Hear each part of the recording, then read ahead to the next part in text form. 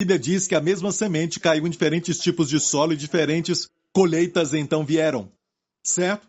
Mas no final da parábola, Jesus disse que ninguém acende uma vela e coloca debaixo da cama. Ninguém acende uma candeia e põe debaixo do alqueire, mas coloca no velador para que todo mundo possa ver a luz.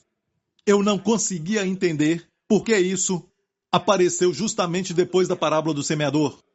Mas agora eu entendi completamente. O que Jesus estava falando é que, quando ele acende a sua vela, ele está te dando revelação.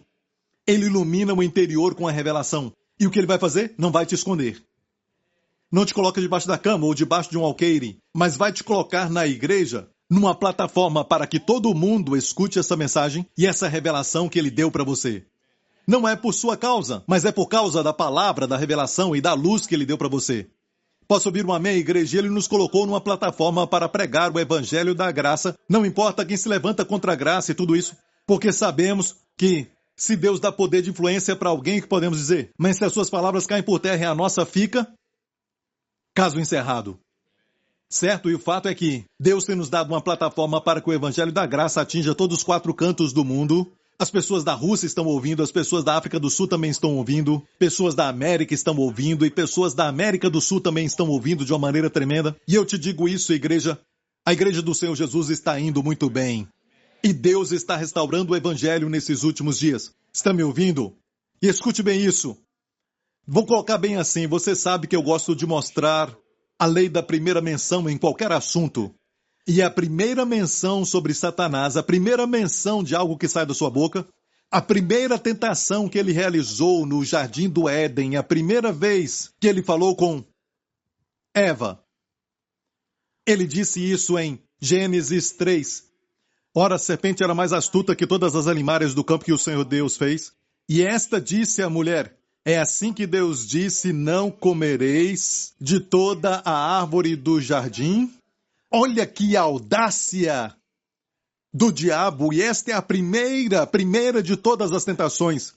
Nem estou falando do comer da árvore, certo? A primeira das tentações é a audácia do diabo de dizer que Deus é avarento.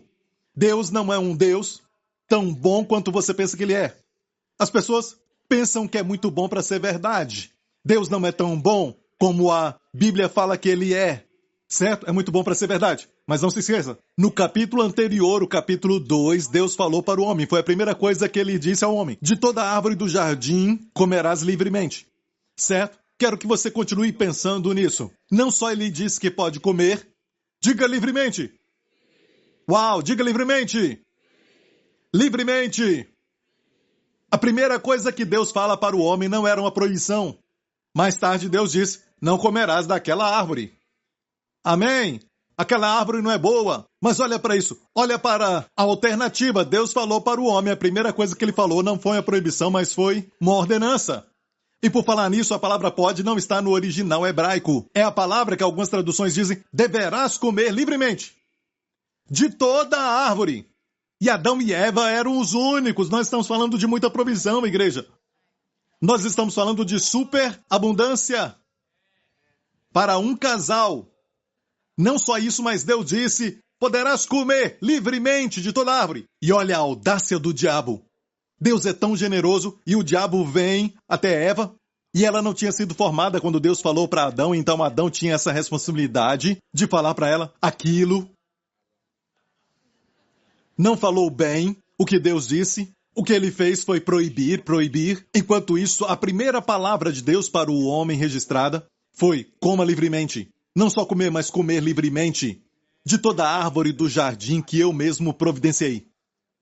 E é mesmo assim, o diabo sempre vem para você para fazer Deus não parecer generoso. Graças a Deus. Deus mudou tudo isso. O diabo sempre vem para você e tenta falar, sabe, olha, só orar não é bastante, ok? Olha, se você não lutar sozinho, ninguém vai te ajudar, sabia? Você sabe muito bem que você tem que revidar aquilo que aquela pessoa fez. É melhor falar algo, fazer algo. Senão nada vai acontecer, você sabe. Se você não faz nada, nada vai acontecer. Você sabe o que a Bíblia diz, certo? Deus ajuda aqueles que se ajudam, certo? Sabe qual capítulo e versículo? Coisa nenhuma, não está nem na Bíblia. Então, o fato é este. O diabo sempre quer fazer Deus parecer avarento. Você se lembra quando Davi pecou contra Deus? Quando cometeu adultério com a mulher de um outro homem e depois mandou matar o homem? Uau! Isso é acrescentar pecado ao pecado? O que Deus falou com Davi? Ele falou o seguinte, cheque na sua Bíblia. Deus disse assim, Davi, eu dei para você muitas mulheres, eu te dei. Ele ficou com a esposa de Nabal, Nabal morreu. Isso foi legalmente, ok? A esposa daquele homem, então, que se chamava Abigail, se tornou esposa de Davi. E Deus disse, eu te dei todas as esposas que tem. Eu dei a ti. E Deus disse isso, incrível. E se isso não bastasse, eu teria te dado mais. Você já leu isso? Vocês estão se alegrando agora e, na verdade, só estou te falando, certo? Esta verdade do Antigo Testamento. Mas sabe qual é a verdade para nós? Se você não está feliz no seu casamento, e seja qual for a área que você não está feliz, ok? Por que você não pede para Deus por mais no seu casamento? Hoje, mas não é mais mulheres. Ok? Só para você saber. Eu quero te mostrar que o coração de Deus é tão grande. Ah, pastor, eu não acho que... Você pediu para Deus? Ah, pastor, eu fiz o meu melhor. Eu não perguntei isso, eu perguntei, você pediu para Deus? A oração não está nos 10 mandamentos. Os 10 mandamentos falam da força do homem. A oração é algo tremendo, é a graça em ação. Se você pensa que não consegue, e Deus pode, o que você faz? Você pede para Ele. Se tem problema com os filhos e você tenta, se esforça e bate, disciplina, e nada acontece, certo? Você já chegou ao ponto que, em algumas áreas da vida, os seus esforços humanos e a sua luta só trazem frustrações? Por que você não pede para Deus? Aquele que tem todo o poder, aquele que tem toda a influência, aquele que conhece o coração dos seus filhos mais do que eles mesmos se conhecem. Por que você não pede para Ele? Porque pedir é um ato de dependência total. Se você olhar para Jesus, no livro em que ele é apresentado como homem, mais do que nos outros, o Evangelho de Lucas, você vai ver mais do que nos outros evangelhos, Jesus orando. Porque como homem, é a nossa postura. A postura própria para o homem é depender de Deus. E ele sempre orava. E orava tanto que você vai ver que entre as orações milagres aconteciam. Os discípulos então perguntavam para ele, Senhor, ensina-nos a orar, porque viram que era a fonte do seu poder, mesmo ele sendo Deus em carne. Mas ele operou como homem, dependendo de Deus, o seu Pai. Isso é tremendo. Você olha para as pessoas que são abençoadas e você diz, porque Deus os abençoou, você pediu? Eu não acho que Deus vai me dar isso. Você pediu. Ah, pastor Prince, sabe, a minha intimidade com a minha esposa, o meu marido, já não está muito boa. Sabe? Você pediu para Deus? Ah, eu acho que pedi sim. Você acha? Você não sabe se pediu para Deus? Certo? Se você pede para alguém importante, você sabe. Você pede para Deus e diz, eu acho que pedi para Deus. Peça para Deus tocar no seu casamento. Ele é um bom Deus. Se você acha que não é o suficiente, peça para Deus. Ele disse para Davi, eu te daria mais. Porque mandou matar o marido dela. Porque você cometeu adultério. E olhe bem isso, cometer adultério é você não confiar em Deus que Ele vai prover. Roubar é um ato de não confiar em Deus que Ele vai prover. Ter inveja de outros é um ato interior dizendo, sabe, Deus é um Deus que abençoa outras pessoas, mas não é bom para mim. Igreja, a graça funciona assim. Deus não é bom para nós porque nós somos bons. Deus é bom para conosco porque Ele é bom. Alguns pensam assim, se eu for bom, Deus vai ser bom para comigo. Então é melhor ser bom. Não, o fato é este. Deus é bom para conosco porque Ele é bom. Quando somos maus, Deus é bom. E quando descobrimos que Deus é bom para conosco, mesmo nós sendo maus, a sua bondade nos faz bons. É a bondade de Deus que nos leva ao arrependimento. Posso ouvir um amém, igreja? O profeta Eliseu estava morrendo e ele tinha feito tantos milagres, o dobro do seu mestre Elias. E o tempo chegou em que Eliseu ia morrer para estar com o Senhor, e o seu último ato no leito da morte foi chamar então o rei de Israel. E o rei de Israel foi Joás. E ele disse a Joás, Joás, toma essas flechas, e tomou as flechas das suas mãos. E ele disse, Deus vai te ungir para derrotar os sírios. E ele disse, pega essas flechas das minhas mãos, certo? Você vai vencer e derrotar os sírios. Olha, fira a terra com essas flechas. O profeta foi direto com a sua instrução. Pega essas flechas e fira a terra com elas. Certo? Um pouco antes ele disse, coloque as suas mãos no arco. E o rei colocou as mãos no arco. O profeta colocou suas mãos nas mãos do rei. e disse: atira, e ele atirou.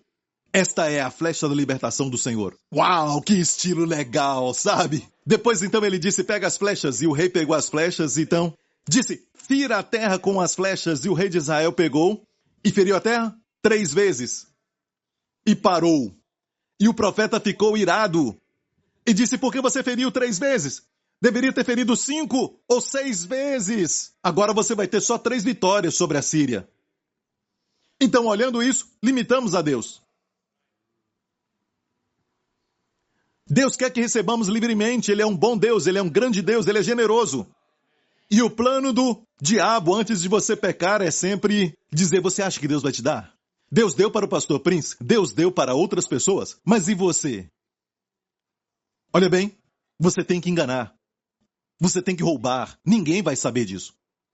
Você tem que se ajudar. Antes de alguém pecar, de cometer adultério, o diabo coloca dúvida. O seu marido vai sempre fazer isso. Ele não muda. Sua esposa? Pedir Deus para quê? Ele fala isso. Deus disse: se tivesse me pedido, eu teria te dado mais. Pastor Prince, como ele vai me dar mais no meu casamento? Peça primeiro, não me peça para explicar, ok? Amém, mas ele faz. Ele transforma a água em vinho. Foi seu primeiro milagre. E ele pode fazer de novo. Amém? Se você não está gostando deste nível do seu relacionamento, peça para Deus. Ele pode te levar para um novo nível. Mas, por favor, não procure outra mulher. Você acha que vai encontrar outra mulher, isso vai ficar em secreto e ninguém vai saber, mas o mundo todo vai descobrir isso, sabe? Olha, você pode pedir para Deus e Ele vai transformar sua esposa. Peça a Ele. Posso ouvir um amém? E Deus sempre nos responde. Sabe quando Salomão, só para te alegrar, Salomão pediu para Deus, porque ele tinha construído para Deus uma casa, o templo. Sabe, este era o desejo de Davi, mas Deus disse: tem muito sangue nas suas mãos, Davi. O seu nome, cujo nome é paz, Salomão é Sholomó. Ele vai construir para mim uma casa. E Salomão construiu o templo, e na dedicação do templo, Salomão fez essa oração. Ele orou por 2 coisas naquela longa oração, mas basicamente ele disse: Deus, escuta dos céus. Pediu para Deus ouvidos atentos para aquela casa. Quando alguém fosse ao templo e orasse, seria ouvido. Sabe até hoje o que restou, aquela parede que ficou do templo, aquela parede que foi construída muito profunda na época de Salomão, certo? E Herodes construiu em cima, certo? E existe então aquele muro e os judeus vão orar ali, não estão orando para o muro, certo? É porque se lembraram da oração de Salomão e todo mundo que fosse lá orar, Deus ouviria. Não precisamos disso, nós podemos hoje orar em qualquer lugar, porque temos acesso pelo nome de Jesus, certo? Mas entendemos o que eles estão fazendo, mas o fato é que ele pediu para Deus ouvidos atentos e olhos atentos. Ele disse para Deus para que os seus olhos estejam abertos, noite e dia, sobre este lugar. Diga olhos abertos, certo? Sobre este lugar, para ouvires, diga para ouvires, diga ouvir. Ele pediu a Deus ouvidos atentos e olhos abertos. E no final da oração, nós não sabemos quando, em uma daquelas noites, quando ele estava dormindo, durante uma daquelas noites, Deus apareceu para ele de novo. E olha o que Deus falou para ele. O Senhor tornou a aparecer a Salomão como lhe tinha aparecido em Gibeon. E o Senhor lhe disse: ouvi a tua oração, ouvidos atentos, e a súplica que fizeste perante mim, santifiquei a casa que edificaste, a fim de pôr ali o meu nome. Ouvidos atentos, olhos abertos, o seu nome vai estar lá, e os meus olhos abertos, e o meu coração estarão ali. Ele pediu para Deus ouvidos atentos e olhos abertos, mas Deus deu para ele olhos abertos, ouvidos atentos e coração ali, e colocaria o seu nome ali. Eu te digo que Deus sempre dá muito mais do que você pede, mas peça. Pelo amor de Deus, peça. Durante o dia inteiro, se você entender essa verdade sobre a graça, você vai sempre pedir. Você vai sempre pedir e esse seu pedido vai ser sempre um estilo de vida. Você vai viver a graça, porque a graça é colocar um fim nos seus próprios esforços. Muitos não entendem o que Jesus disse quando ele disse: sem mim nada podeis fazer. Pensamos que esse sem mim, O que ele quis dizer foi que podemos fazer as grandes coisas. Podemos fazer até milagres, podemos curar os enfermos. Pensamos dessa forma, mas sem mim, Jesus disse, não podemos fazer nada. Então, olha bem isso. Isso nos leva à oração. Precisamos orar mais. Devemos orar todos os dias. Alguns ficam irados quando você fala que Deus vai proteger você e a sua família. Bem. Porque se você olhar bem, você vai ver na Bíblia pessoas sofrendo. Eu não quero saber deles. Eu quero saber a respeito de mim e da minha família. E muitas dessas pessoas viveram sem Jesus ser o sumo sacerdote da vida deles. Viveram antes de Jesus. O que eu posso dizer é que eu vou orar por mim e pela minha família. Por que você fica com ciúme, irado, se eu peço para Deus por mim e pela minha família? Por que você não faz o mesmo e ora por você e por sua família? Por que brigar por pessoas que estão buscando de Deus coisas boas? Não tem gente orando o suficiente e quando alguém ora, os religiosos ficam irados. Está me ouvindo? Salomão pediu ouvidos atentos, olhos abertos. Deus deu para ele coração, seu nome, ouvidos atentos e olhos abertos. Ele sempre nos dá mais do que pedimos. Ele é um bom Deus. Então, Pastor Prince, o que você fala sobre a justiça pela fé? Bom, o fato é este. Gosto de falar do Evangelho. E o Evangelho quer dizer o quê? Boas novas. Sabe que alguns estão indo para o inferno porque rejeitaram as boas novas? É mais ou menos assim. Quando veem como Deus é bom, eles dizem, eu não preciso disso, eu vou prover para mim mesmo. É como uma formiga atravessando uma estrada de carros bem larga. E você olha para a formiga e você fica observando aquilo, certo? E você tenta ajudar a formiga e ela diz, não, eu consigo sozinha, olha para mim, eu vou tentar. Eu consigo, vou atravessar em um dia, vou atravessar em 1 minuto. Pobre formiga. O que adianta a formiga atravessar aquela estrada e perder a sua alma? Certo? Parece com isso. Mas essa figura ainda é bem menor comparado com o homem e Deus. Sabe? Mas se eu somente pegasse aquela formiga para carregar no meu dedão, quer dizer que a formiga fez alguma coisa para levantar o meu dedo? De forma alguma. A formiga está descansando. E que dedo é aquele? É o meu dedo. E eu não estou fazendo nenhuma força. Porque é uma formiga. Está me ouvindo, igreja? Deus é um bom Deus. E Deus provê. Lembra da história do povo que estava com fome? 5.000 homens, sem contar mulheres e crianças, estavam com fome. E tinha 5 pães e 2 peixes. Jesus proveu para todos. E a Bíblia mostra algo interessante nesta frase do Evangelho de João. Todos os 4 evangelhos falam deste milagre, então esse milagre é muito importante. No relato de João diz, ele deu para eles o tanto quanto eles queriam. Você tem que sublinhar isso na sua Bíblia. Ele deu para eles o tanto quanto eles queriam. Isso é contra a ideia religiosa de que você só pode receber o tanto que Deus quer dar. Não foi essa a realidade daquilo que aconteceu naquele dia. A provisão dos pães e dos peixes foi dada tanto quanto eles queriam.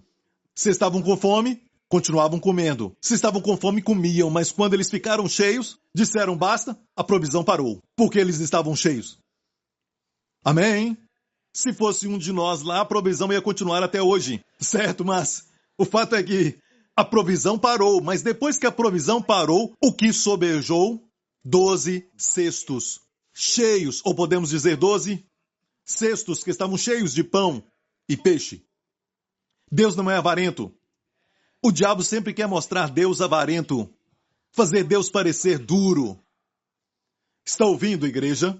Então, Paulo falou de dupla maldição, nós vimos isso. Está em Gálatas capítulo 1, e ele disse, maravilho-me de que tão depressa passasseis.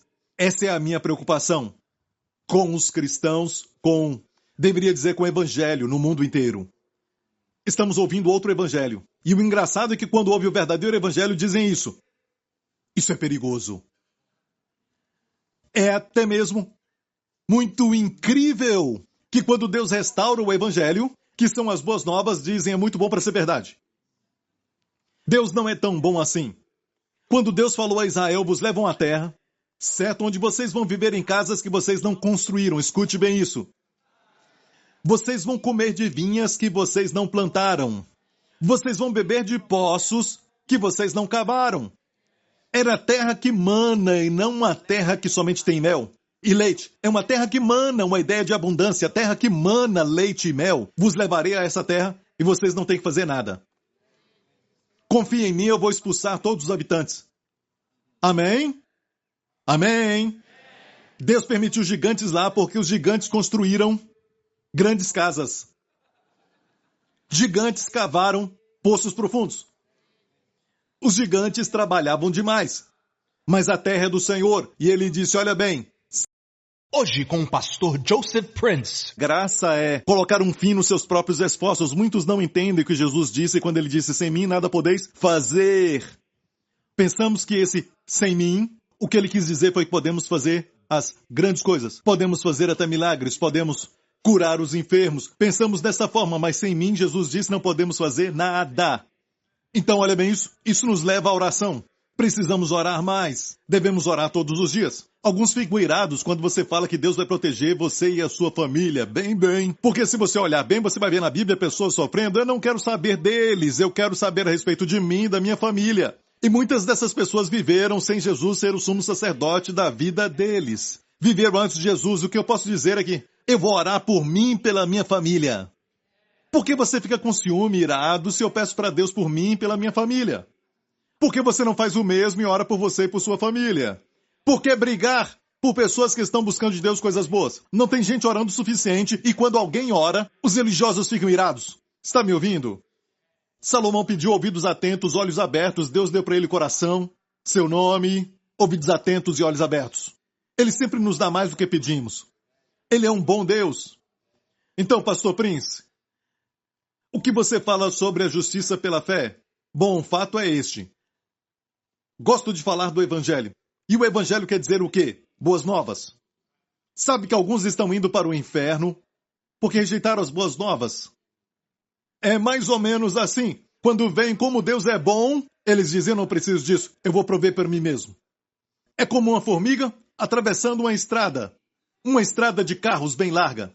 E você olha para a formiga e você fica observando aquilo, certo? E você tenta ajudar a formiga e ela diz, não, eu consigo sozinha, olha para mim, eu vou tentar. Eu consigo, vou atravessar em um dia, vou atravessar em 1 minuto. Pobre formiga. O que adianta a formiga atravessar aquela estrada e perder a sua alma? Certo? Parece com isso. Mas essa figura ainda é bem menor comparado com o homem e Deus. Sabe? Mas se eu somente pegasse aquela formiga para carregar no meu dedão, quer dizer que a formiga fez alguma coisa para levantar o meu dedo? De forma alguma. A formiga está descansando. E que dedo é aquele? É o meu dedo. E eu não estou fazendo nenhuma força. Porque é uma formiga. Está me ouvindo, igreja? Deus é um bom Deus. E Deus provê. Lembra da história do povo que estava com fome? 5.000 homens, sem contar mulheres e crianças, estavam com fome. E tinha 5 pães e 2 peixes. Jesus proveu para todos. E a Bíblia mostra algo interessante nesta frase do Evangelho de João. Todos os 4 evangelhos falam deste milagre, então esse milagre é muito importante. No relato de João diz, ele deu para eles o tanto quanto eles queriam. Você tem que sublinhar isso na sua Bíblia. Ele deu para eles o tanto quanto eles queriam. Isso é contra a ideia religiosa de que você só pode receber o tanto que Deus quer dar. Não foi essa a realidade daquilo que aconteceu naquele dia. A provisão dos pães e dos peixes foi dada tanto quanto eles queriam. Se estavam com fome, continuavam comendo. Se estavam com fome, comiam, mas quando eles ficaram cheios, disseram basta, a provisão parou, porque eles estavam cheios. Amém?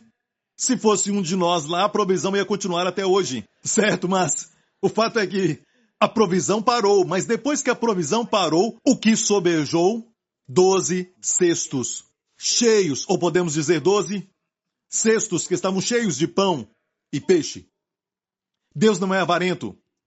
O diabo sempre quer mostrar Deus avarento, fazer Deus parecer duro. Está ouvindo, igreja? Então, Paulo falou de dupla maldição, nós vimos isso. Está em Gálatas capítulo 1, e ele disse, maravilho-me de que tão depressa passasseis.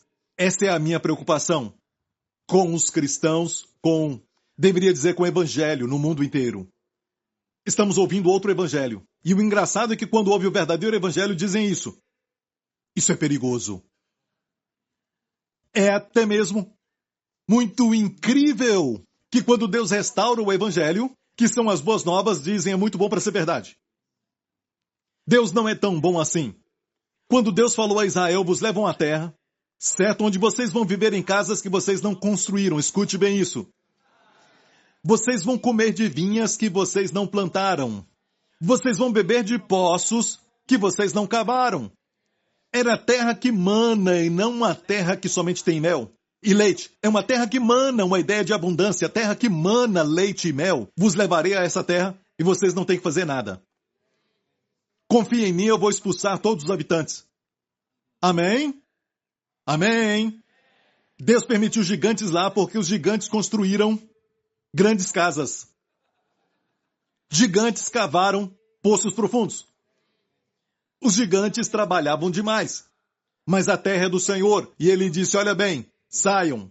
Eles deixaram tudo para vocês possuírem, desfrutarem. E os 12 espias foram enviados por Israel para espiar a terra. E quando eles voltaram, 10 deles falaram o seguinte, Deus não é tão bom assim. A terra é maravilhosa, sim, é verdade. Olha só o cacho de uvas que 2 homens tiveram que carregar numa vara, um simples cacho de uvas, que agora é o símbolo do turismo de Israel. 2 homens carregando um cacho de uvas no meio em uma vara. Vara, uvas, eu sou a videira. Foi crucificado entre 2 para dar vida abundante para todos nós. Amém? Foi um sinal para eles, de Deus dizendo, eu sou bom e eu estou te dando um aperitivo. Aquelas eram as primícias da minha bondade, tem muito mais nessa terra. Sabe o que falaram para Deus? Não, Deus, nós não vamos entrar. Na verdade, eles falaram, nós não achamos que tu és tão bom assim, que tu vais dar isso para nós, que tu tens força para vencer esses gigantes. Não achamos que tu és capaz. Deus ficou triste. Só 2 deles disseram, a terra é uma terra muito boa, vamos subir e tomar posse dela. Josué e Caleb, sabe o que falaram? Apedrejos. Estão pregando muito sobre a graça. Estão enganando o povo, querem destruir o povo. Matemos Josué e Caleb, olha bem, só Josué e Caleb entraram. O resto morreu no deserto. Sabe por que morreram? Porque não creram que Deus era tão bom. Um dos maiores pregadores que Deus está levantando nesses últimos dias é um amigo meu, chamado Joel Osteen. E eu não conheço ninguém que tenha causado um impacto nos descrentes como Joel Osteen. Para mim, ele é um novo Billy Graham. Mas alguns não estão felizes com o seu estilo de pregar, não estão felizes com o seu conteúdo, porque ele sempre prega, Deus é bom, Ele te ama, Ele está sempre levantando as pessoas falando da bondade de Deus, e é a bondade de Deus que nos leva ao arrependimento. E ele prega assim, mas na verdade, olha, quando eu vejo aquilo que estão falando dele, quando eu ouço essas coisas, eu não fico procurando isso, mas essas coisas pulam em cima de mim, o número de pessoas que são teólogos, os chamados eruditos da teologia, que tentam ser espertos, mas com toda a teologia deles, a teologia seca, quantas pessoas eles salvaram? Joe talvez não tenha tanta teologia como eles têm, mas ele é fiel com aquilo que ele sabe. E quando ele prega, as pessoas são salvas. Há uma senhora que é celebridade na Holanda, e eu ouvi isso de um amigo da Holanda, e ela não gostava de ouvir pregações, mas quando ela ouviu Joel Osteen pregar na TV, ela falou isso para o meu amigo, uma pessoa famosa na Holanda. Ela disse, se este é o tipo de Deus que este pregador está falando, esse é o Deus que ele fala, eu quero ele. Joe está fazendo isso. Ele devia ser mais direto. Se você conhecesse o Joe, eu já estive na casa do Joe, tive um tempo de comunhão com ele, Joe é o mesmo, ele é gentil o tempo todo. E o que você acha que é espiritualidade? Você que tenta jogar pedras e você fala que você é um grande teólogo, certo? E você acha que ele não tem teologia o suficiente. Quantas vidas você já salvou? E olha isso, o evento dele, Noite de Esperança, já salvou muita gente. Literalmente milhares de pessoas. Mas aqueles que estão assistindo, no final ele diz, não queremos terminar o nosso programa sem dar a oportunidade para você aceitar Jesus. E literalmente milhares e milhares estão sendo salvos. E você com a sua teologia, quantos você salva? Você sabe como Deus define espiritualidade? Gálatas 6:1. Irmãos, se algum homem chegar a ser surpreendido em alguma ofensa, vós que sois espirituais, sabe quem são os espirituais? Os que restauram, as pessoas espirituais não condenam. Como eles fazem isso? Encaminhai o tal com espírito de mansidão. O espírito de Joel Osteen. Mansidão. E não subestime a mansidão. Davi disse, para Deus, tua mansidão me fez maior. A Bíblia diz, uma língua mansa quebra os ossos. Não menospreze a mansidão de Deus. Olha isso, os espirituais são mansos. Quanto mais Deus te toca, quanto mais você vê Deus, certo? Mais manso você fica. Sabe de algo? Aquele que é espiritual, de acordo com este verso, restaura. Então por que nós não vemos muito mais restauração? Só vemos condenação, só vemos crítica, porque não são espirituais. Incluindo esses teólogos que criticam Joe. Não somos espirituais. Podemos ter vários diplomas. Vamos em frente. Então alguns estão indo para o inferno, porque não estão crendo que alguém já pagou o preço. Imagine, eu entendo até se alguém dissesse, você tem que escalar aquela montanha. Depois daquela montanha vai até o Monte Everest. Depois do Monte Everest, o último vai ser, depois você vai para o céu. Você tem que escalar o Fiji. Então, quando você descer, você vai ter um certificado do céu. Diz que você vai ser salvo quando morrer e vai para o céu. Eu entendo, e alguém pode dizer, muito difícil. E sabe o que eu acho? Alguns gostariam disso. Porque teriam que fazer algo para se orgulharem. Mas se alguém já fez toda a obra, você deve saber disso. Você nunca vai ser feliz. A sua consciência não vai estar tranquila se não entender isso. Entenda isso. Toda a exigência divina que o céu tinha para o homem foram todas atendidas divinamente por Jesus. Toda a exigência divina que Deus tem para o homem foram todas atendidas divinamente por Cristo. Aleluia! Boas novas! Você é salvo quando descansa naquilo que já foi feito. Então, você entende o que eu estou falando? Alguns vão para o inferno porque não acreditam que Deus é tão bom. A obra foi concluída. O diabo foi derrotado. Alguns não creem nisso. E às vezes somos tão duros, sabe? É como... quando o médico fala para você, volta quarta que vem, às 7 da manhã, porque você vai fazer alguns testes durante o dia, certo? E vamos ver o que nós podemos fazer. Ele nem consegue garantir que vai descobrir o que você tem. Sabe o que você faz? Acorda às 6 da manhã. Você toma um banho e você fica pronto. Você não quer ficar na fila e também não quer que outras pessoas cheguem na sua frente. Então o médico diz para você, antes de qualquer coisa, vai lá no primeiro andar e faz o exame de sangue. E você vai fielmente. Você nem sabe que o verdadeiro médico foi desmaiado e outra pessoa tomou seu lugar. Você nem pede a sua identificação. Você vê aquelas palavras que parecem importantes e você acredita, não é? Mas quando Deus fala e te diz a obra foi concluída e eu te amo, nós falamos, Deus, sabe, eu preciso de um sinal. Deus falou, preciso de um sinal. Sabe, manda um pássaro à minha porta, bem cedo de manhã, ou então manda um pássaro para a minha janela e o pássaro cante uma canção qualquer, ou então uma canção da cantora mais famosa da atualidade. Sabe? Faça algo sobrenatural para que eu saiba que o Senhor falou comigo. Como isso entristece a Deus, não é? Alguém que você nem conhece. Parece importante. Fala para você tirar sangue do seu corpo, sabe? E você deixa aquela pessoa fazer isso. E você mesmo nem conhece. As enfermeiras lá, vou tirar o seu sangue, hein? Você nem sabe quanto elas vão tirar, mas você dá assim mesmo.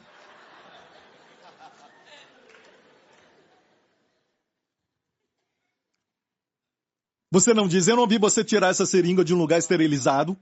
Isso aí não foi usado antes. Tem muita coisa que pode dar errado, igreja, com o homem. O tremendo com Deus é que nada dá errado. E confiamos no homem. Confiamos no homem o tempo todo. Olhamos para o homem o tempo todo. Por isso estamos frustrados o tempo todo. Deus é um bom Deus. Olha, a Bíblia diz em Gálatas 1, se você prega outro evangelho, escute, maravilhe-me de que tão depressa passasseis daquele que vos chamou a graça de Cristo para outro evangelho. Há uma outra mensagem. Olha, da graça de Cristo, Deus nos chamou para a graça de Cristo, para outro evangelho. Você é removido da graça de Cristo para outro evangelho. Eu disse, você é removido da graça de Cristo para outro evangelho. O que é outro evangelho? Aquilo que não é a graça de Cristo. Hoje, alguns pensam que quem está pregando a graça está pregando uma nova mensagem. Mas, na verdade, é a antiga mensagem. Tudo que não é a graça de Cristo é outro evangelho. O que acontece quando pregamos outro? O qual não é outro, mas há alguns que vos inquietam e querem transtornar o evangelho de Cristo, mas ainda que nós mesmos ou um anjo do céu vos anuncie outro evangelho, além do que já vos tenho anunciado, seja anátema. Ele repete, isso aqui de novo no verso 9. Assim como já disse, agora de novo digo, se alguém vos anunciar outro evangelho, além do que já recebeste, seja anátema. Uau, uau, uau, uau, uau, uau. Na semana passada eu falei que eu perguntei para Deus o seguinte, por que Paulo, um apóstolo cheio de graça, cheio de amor, por que será que ele pronunciou um anátema duplo em qualquer um que prega outro evangelho? Deus disse, porque eu amo as ovelhas. Eu amo a igreja pela qual meu filho morreu. E não vou permitir que falsos pregadores que pregam outro evangelho tenham sucesso. Quando essa maldição vem sobre eles, eles ficam imobilizados, os recursos param, até a saúde acaba. Porque Deus ama o povo, Deus não os ama. O fato é que, se eles insistem em pregar outro evangelho, Deus ama a igreja. Não se pode brincar com isso. Recentemente eu vi na televisão, certo, alguém dizer isso. O evangelho que você ouviu, que te salvou, não é o evangelho que vai te manter. Eu disse o quê? Ele disse, é o evangelho do reino, é algo popular que saiu agora, o evangelho do reino, que quer dizer que o evangelho que Paulo pregou, o evangelho da graça, não é o evangelho que, na verdade, Deus tinha planejado. É o evangelho que te salva primeiro, mas não é forte o suficiente para te manter. Tem que ter o evangelho do reino de Deus. Agora são dois evangelhos.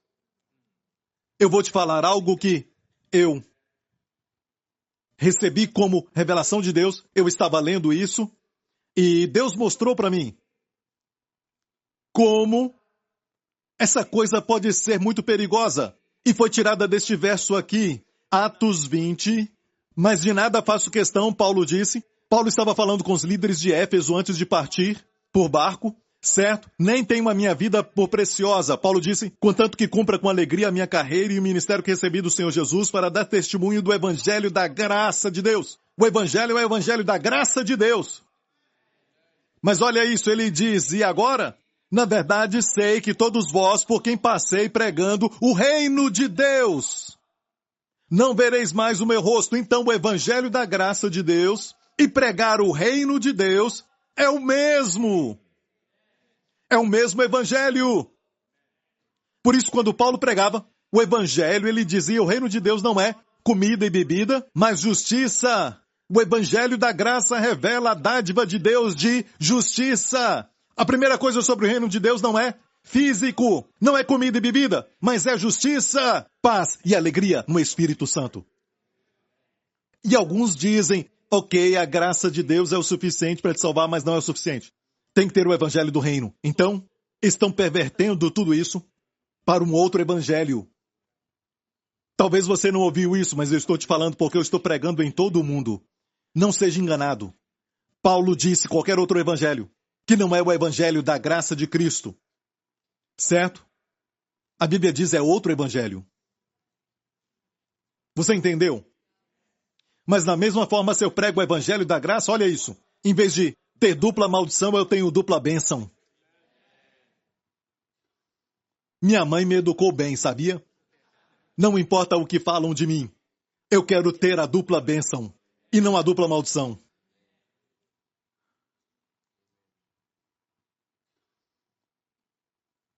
Ok?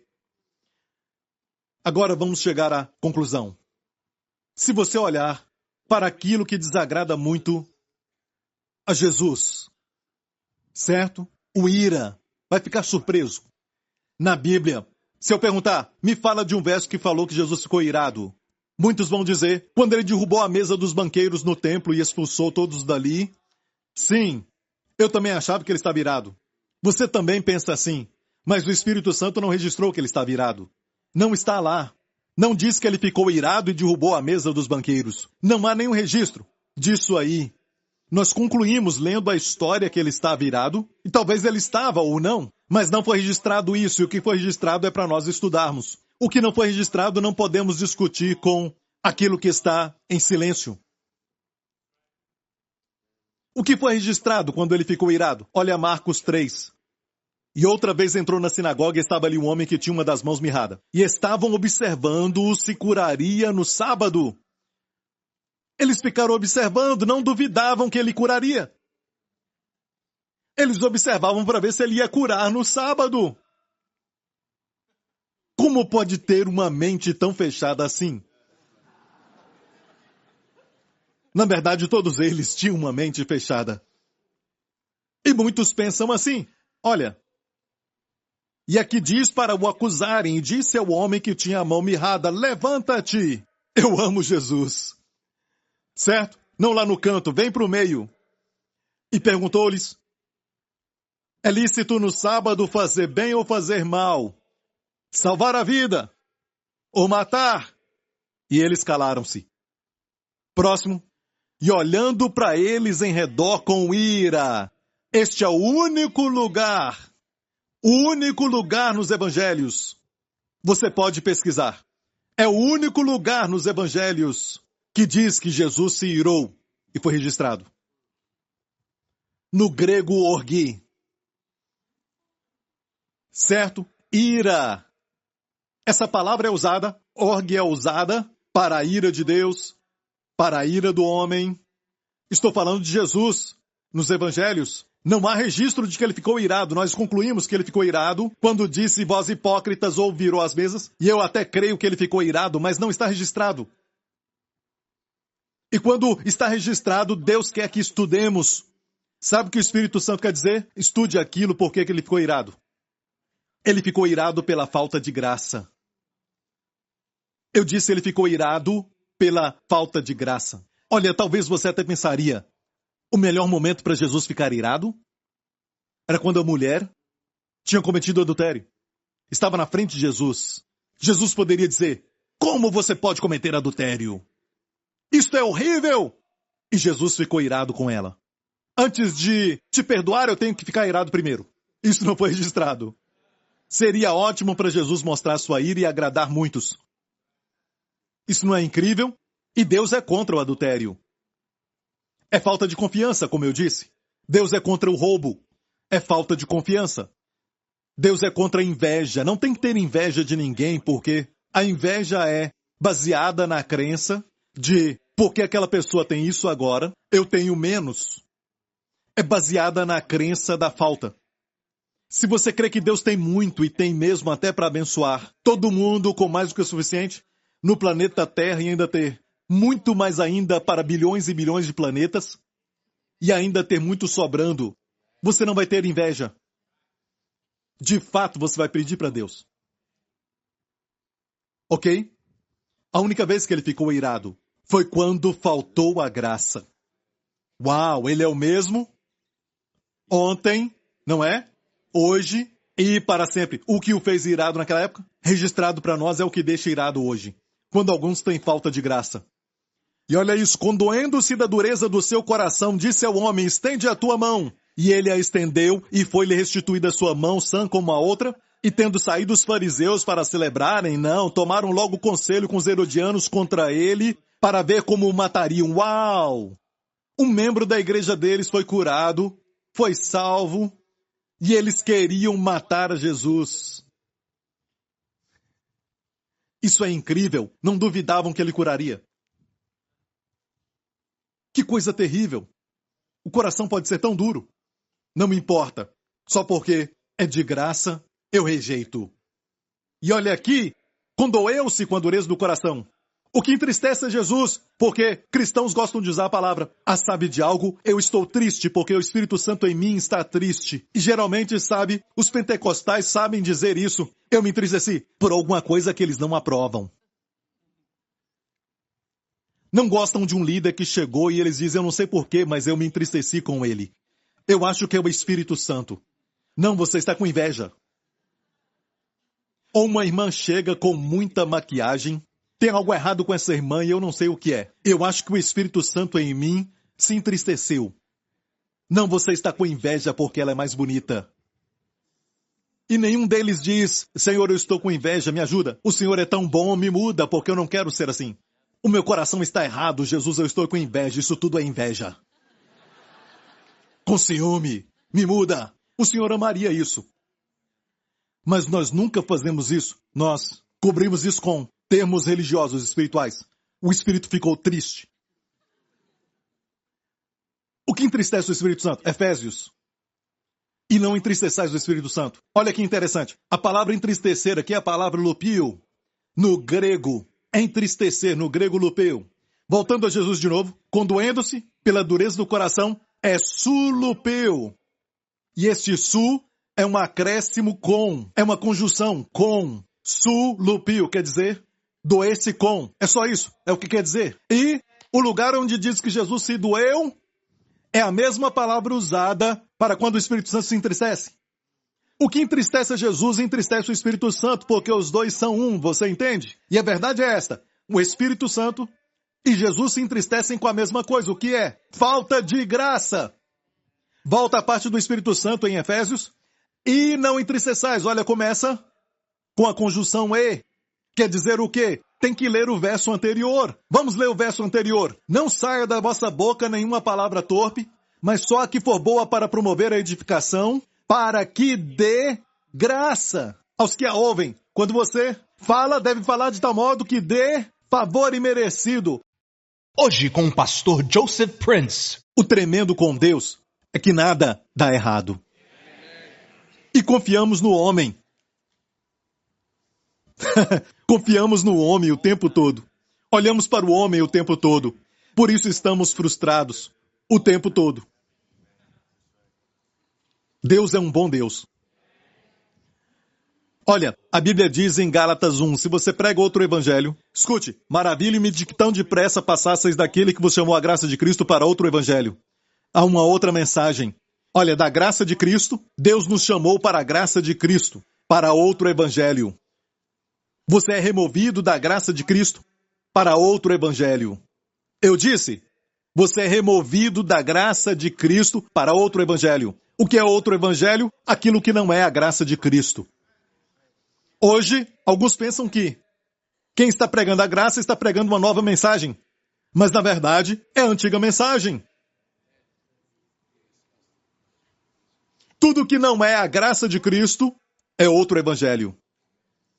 O que acontece quando pregamos outro? O qual não é outro, mas há alguns que vos inquietam e querem transtornar o evangelho de Cristo, mas ainda que nós mesmos ou um anjo do céu vos anuncie outro evangelho, além do que já vos tenho anunciado, seja anátema. Ele repete, isso aqui de novo no verso 9. Assim como já disse, agora de novo digo, se alguém vos anunciar outro evangelho, além do que já recebeste, seja anátema. Uau, uau, uau, uau, uau, uau. Na semana passada eu falei que eu perguntei para Deus o seguinte, por que Paulo, um apóstolo cheio de graça, cheio de amor, por que será que ele pronunciou um anátema duplo em qualquer um que prega outro evangelho? Deus disse, porque eu amo as ovelhas. Eu amo a igreja pela qual meu filho morreu.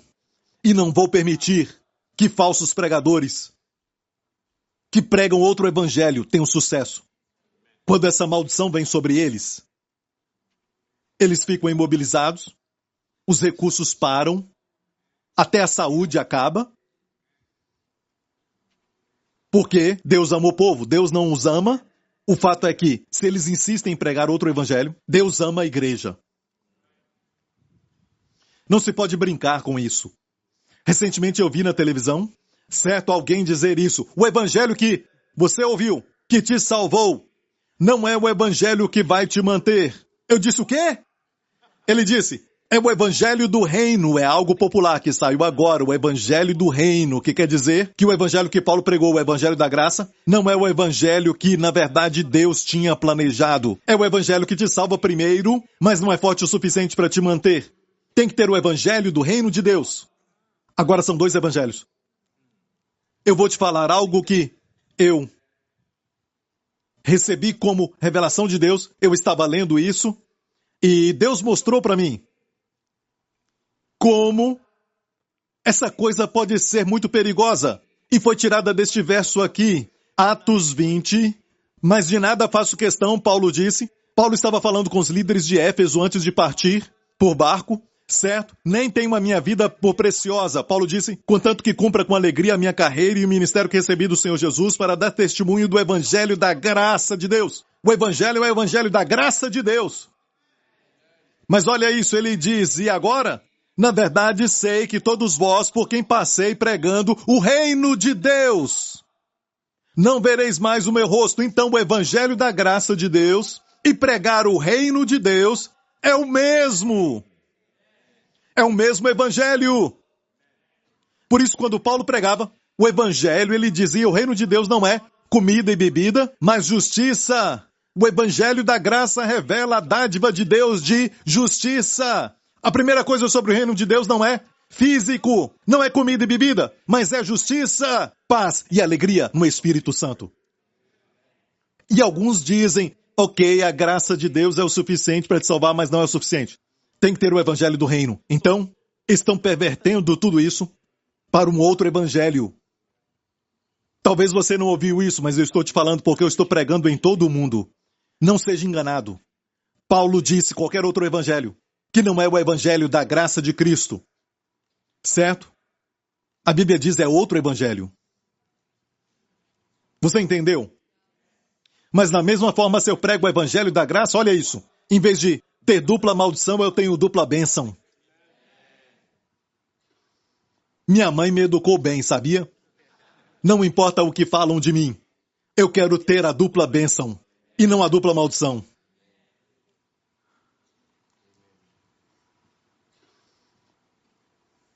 Ok? Agora vamos chegar à conclusão. Se você olhar para aquilo que desagrada muito a Jesus, certo? O ira vai ficar surpreso. Na Bíblia, se eu perguntar, me fala de um verso que falou que Jesus ficou irado. Muitos vão dizer, quando ele derrubou a mesa dos banqueiros no templo e expulsou todos dali. Sim, eu também achava que ele estava irado. Você também pensa assim. Mas o Espírito Santo não registrou que ele estava irado. Não está lá. Não diz que ele ficou irado e derrubou a mesa dos banqueiros. Não há nenhum registro disso aí. Nós concluímos lendo a história que ele estava irado, e talvez ele estava ou não, mas não foi registrado isso, e o que foi registrado é para nós estudarmos. O que não foi registrado não podemos discutir com aquilo que está em silêncio. O que foi registrado quando ele ficou irado? Olha Marcos 3. E outra vez entrou na sinagoga e estava ali um homem que tinha uma das mãos mirrada. E estavam observando se curaria no sábado. Eles ficaram observando, não duvidavam que ele curaria. Eles observavam para ver se ele ia curar no sábado. Como pode ter uma mente tão fechada assim? Na verdade, todos eles tinham uma mente fechada. E muitos pensam assim, olha... E aqui diz para o acusarem, e disse ao homem que tinha a mão mirrada, levanta-te, eu amo Jesus. Certo? Não lá no canto, vem para o meio. E perguntou-lhes, é lícito no sábado fazer bem ou fazer mal? Salvar a vida? Ou matar? E eles calaram-se. Próximo. E olhando para eles em redor com ira, este é o único lugar nos evangelhos. Você pode pesquisar. É o único lugar nos evangelhos que diz que Jesus se irou e foi registrado. No grego, orgi. Certo? Ira. Essa palavra é usada, orgi é usada para a ira de Deus, para a ira do homem. Estou falando de Jesus nos evangelhos. Não há registro de que ele ficou irado. Nós concluímos que ele ficou irado quando disse, vós hipócritas, ou virou as mesas. E eu até creio que ele ficou irado, mas não está registrado. E quando está registrado, Deus quer que estudemos. Sabe o que o Espírito Santo quer dizer? Estude aquilo, por que ele ficou irado. Ele ficou irado pela falta de graça. Eu disse ele ficou irado pela falta de graça. Olha, talvez você até pensaria, o melhor momento para Jesus ficar irado era quando a mulher tinha cometido adultério. Estava na frente de Jesus. Jesus poderia dizer, como você pode cometer adultério? Isto é horrível! E Jesus ficou irado com ela. Antes de te perdoar, eu tenho que ficar irado primeiro. Isso não foi registrado. Seria ótimo para Jesus mostrar sua ira e agradar muitos. Isso não é incrível? E Deus é contra o adultério. É falta de confiança, como eu disse. Deus é contra o roubo. É falta de confiança. Deus é contra a inveja. Não tem que ter inveja de ninguém, porque a inveja é baseada na crença de porque aquela pessoa tem isso agora, eu tenho menos. É baseada na crença da falta. Se você crê que Deus tem muito e tem mesmo até para abençoar todo mundo com mais do que o suficiente, no planeta Terra e ainda ter muito mais ainda para bilhões e bilhões de planetas, e ainda ter muito sobrando, você não vai ter inveja. De fato, você vai pedir para Deus. Ok? A única vez que ele ficou irado foi quando faltou a graça. Uau, ele é o mesmo ontem, não é? Hoje e para sempre. O que o fez irado naquela época, registrado para nós, é o que deixa irado hoje. Quando alguns têm falta de graça. E olha isso, condoendo-se da dureza do seu coração, disse ao homem, estende a tua mão. E ele a estendeu, e foi-lhe restituída a sua mão, sã como a outra. E tendo saído os fariseus para celebrarem, não, tomaram logo conselho com os herodianos contra ele, para ver como o matariam. Uau! Um membro da igreja deles foi curado, foi salvo, e eles queriam matar Jesus. Isso é incrível, não duvidavam que ele curaria. Que coisa terrível. O coração pode ser tão duro. Não me importa. Só porque é de graça, eu rejeito. E olha aqui, condoeu-se com a dureza do coração. O que entristece é Jesus, porque cristãos gostam de usar a palavra. Ah, sabe de algo? Eu estou triste porque o Espírito Santo em mim está triste. E geralmente, sabe, os pentecostais sabem dizer isso. Eu me entristeci por alguma coisa que eles não aprovam. Não gostam de um líder que chegou e eles dizem, eu não sei porquê, mas eu me entristeci com ele. Eu acho que é o Espírito Santo. Não, você está com inveja. Ou uma irmã chega com muita maquiagem. Tem algo errado com essa irmã e eu não sei o que é. Eu acho que o Espírito Santo em mim se entristeceu. Não, você está com inveja porque ela é mais bonita. E nenhum deles diz, Senhor, eu estou com inveja, me ajuda. O Senhor é tão bom, me muda, porque eu não quero ser assim. O meu coração está errado, Jesus, eu estou com inveja, isso tudo é inveja.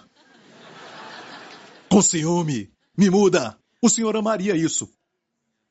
Mas nós nunca fazemos isso. Nós cobrimos isso com termos religiosos, espirituais. O Espírito ficou triste. O que entristece o Espírito Santo? Efésios. E não entristeçais o Espírito Santo. Olha que interessante. A palavra entristecer aqui é a palavra lupio. No grego, é entristecer, no grego lupeu.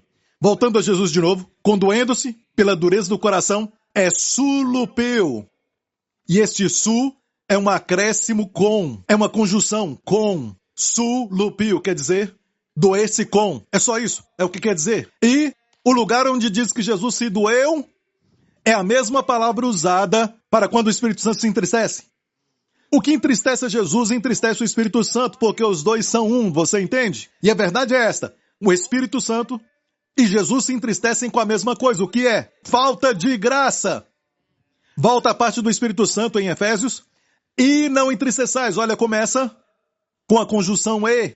Quer dizer o quê? Tem que ler o verso anterior. Vamos ler o verso anterior. Não saia da vossa boca nenhuma palavra torpe, mas só a que for boa para promover a edificação, para que dê graça aos que a ouvem. Quando você fala, deve falar de tal modo que dê favor imerecido. A palavra de graça. E o Espírito Santo fica alegre. Mas quando você fala para as pessoas aquilo que as pessoas merecem, você diz, eu falei para ele algumas verdades, ele mereceu. Entristece o Espírito Santo. Na verdade, de vez em quando você deve usar algumas palavras, e eu sei que alguns homens de Deus usaram essas palavras. Até o apóstolo Paulo. Mas olha bem, eles usaram de uma forma que testava aquela tal cobertura da justiça própria. Usavam palavras fortes contra a justiça própria. Até Jesus nunca repreendeu as prostitutas, os cobradores de impostos, os pecadores. Ele não disse para eles: vocês são víboras, ai de vós, nunca. Mas para os fariseus, sim. Para rasgar aquela cobertura, aquela roupa, a cobertura da justiça própria. Temos que renovar nossa mente sobre a maneira que a nova aliança funciona. O que o entristece? Veja, suas palavras devem dar o quê? Favor imerecido. Pastor Prince, eu nunca vou falar isso para o meu marido. Você deve falar palavras boas para o seu marido. Não vou falar antes dele deixar aquele vício, aquela coisa. Eu não vou falar nada para ele. Sabe de algo? Você não entendeu a graça. Eu nunca vou falar isso para minha esposa. Até ela limpar a casa, eu vou falar que eu a amo.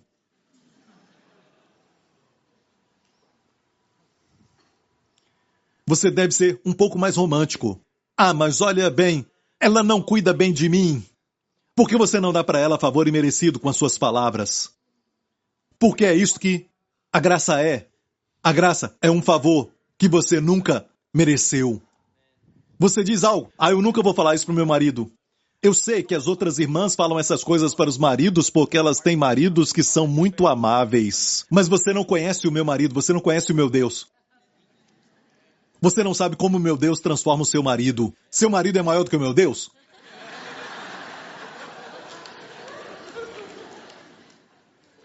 Você pensa na fraqueza do seu marido demais. E você pensa no poder e na habilidade do meu Deus muito pouco. Por isso não pedimos. Ah, isso não faz sentido. Ok?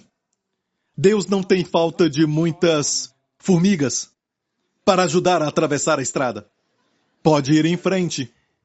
Olha bem, Deus não vai cair do trono porque você não quer sua ajuda. Ele já existe muito antes de você.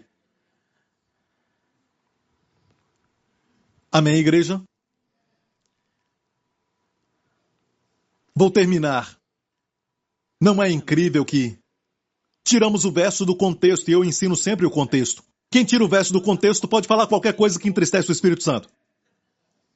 Último verso antes de terminar. Vamos direto àquilo que desagrada a Jesus. O único lugar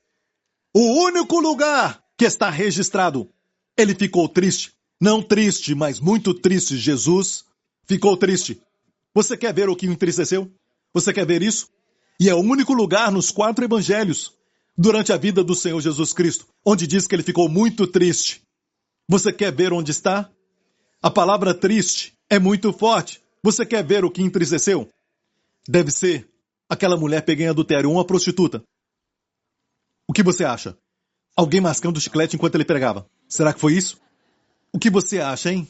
Fala aí, o que o entristeceu muito, não só o deixou triste, mas muito triste. O que você acha? Você quer ver? Eu vou terminar com isso, ok? E traziam-lhe meninos para que lhes tocasse. Diga tocar. Tudo que os pais queriam era que Jesus tocasse nos seus filhos. Tocar. Porque eles viram que um toque curava os enfermos, um toque limpava os leprosos, um toque abria os olhos dos cegos. Tudo o que queriam era um toque. O que os pais queriam? Um toque. Certo? Mas os discípulos repreendiam os que lhes traziam. Ah, eu repreendo esses pais. E a palavra repreender aqui é uma palavra repreender severamente. Não incomodem Jesus. Ele tem coisas mais importantes, como curar os enfermos. Foram duros, repreenderam severamente. Jesus, porém, vendo isto, indignou-se. Em uma versão diz que ficou muito triste. Grandemente indignado. E a palavra ali para indignação é a palavra aganactio. H é de Agan. Nactio, Agan é muito. Nactio, indignado. Então ele ficou muito indignado. Grandemente indignado. E sabe de uma coisa? É o único lugar que ficou registrado durante a vida do Senhor Jesus Cristo, onde ele ficou muito indignado. Ou indignado. É o único lugar. Tenho certeza que podemos ver a sua indignação em outros lugares. Sim, ele ficou indignado, mas não foi registrado. Mas o único lugar que registrou, devemos estudar. Quando o Espírito Santo registra algo, é para nós estudarmos. E aqui você vê que ele ficou indignado com o quê? A falta de graça. Para com quem? Crianças. Uau! Agora, durante o culto, as crianças nas salas, precisamos escutar isso. Amém? Precisamos falar com os professores o que Jesus sente deles, o que Jesus pensa sobre as crianças. E disse-lhes deixar vir os meninos a mim, não os impeçais, porque dos tais é o reino de Deus, e aquele que não receber o reino de Deus como menino, de maneira nenhuma entrará nele. O verso 13 diz o quê? Vamos ler de novo? Os pais queriam que Jesus os tocasse. Olha o que Jesus fez. Mais à frente. E tomando-os nos seus braços, as crianças, os bebês, tomou-os nos seus braços, e impondo-lhes as mãos, os abençoou. Se eu fizesse um filme, eu faria um filme com essa cena, primeira parte. E toda criança se tornaria uma série. Seguiríamos a vida deles, sabe? Depois do toque. E como a vida deles se tornou algum até desviando, por causa do toque ele voltava. Seria um seriado maravilhoso, não seria? E eu sempre mostraria aquele toque. Certo? Mas não foi um toque. Mas diz aqui que ele os tomou nos seus braços. Uma palavra no grego. Tomou-os nos seus braços é uma palavra no grego. Sabe qual é? Esta palavra. Enakelizomai. Ele os abraçou. Os pais pediram por um toque. Jesus sempre responde mais do que pedimos. Olha para mim. Ele sempre excede sua expectativa. Sempre. Jesus sempre vai além. Os pais pediram para tocar. Jesus os abraçou. Ele os abraçou. Este é o meu Jesus, o meu Senhor. Eu não sei naquilo que você crê. Alguns pregam outro Jesus. Mas estou te mostrando o Jesus da Bíblia e mostrando o contexto. Amém, igreja? Porque há 2000 anos atrás, esse lindo Jesus abriu seus braços na cruz. Como que dizendo, este é o tanto que eu te amo.